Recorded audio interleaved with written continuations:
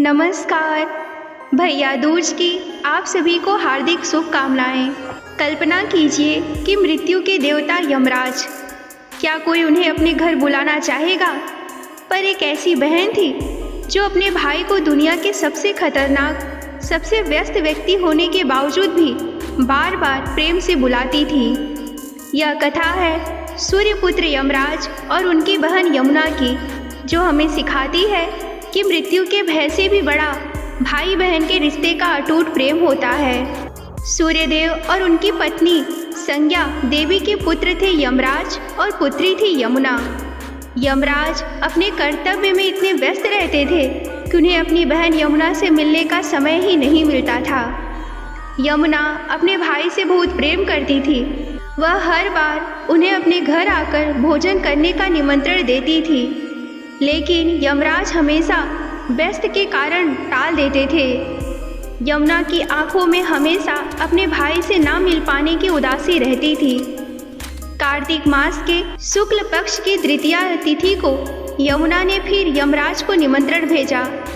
इस बार यमराज ने सोचा कि मैं तो मृत्यु का देवता हूँ, पर कोई अपने घर बुलाना नहीं चाहता, लेकिन मेरी बहन इतने प्रेम से मुझे बुला रही है, उसका निमंत्रण ठुकराना उचित नहीं। बहन के प्रेम के आगे यमराज का कठोर हृदय भी पिघल गया।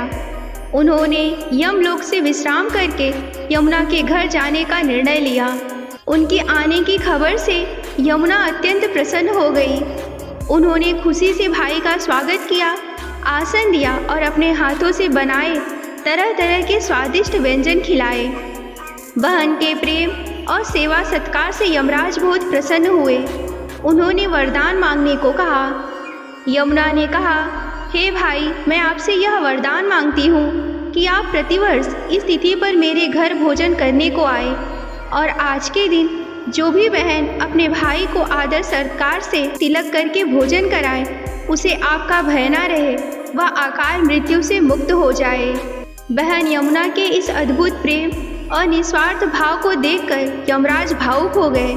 उन्होंने तथास्तु कहकर यमुना को वरदान दिया। यमराज ने घोषणा की कि आज से जो भी भाई इस यम द्वितीया के दिन श्रद्धापूर्वक अपने बहन के घर जाकर तिलक करवाएगा और भोजन करेगा, उसे अकाल मृत्यु का भय नहीं सताएगा, वह यमलोक की यातनाओं से मुक्त रहेगा। इसके बाद यमराज ने यमुना को अमूल्य वस्त्र और आभूषण भेंट किए और अपने लोक को लौट गए।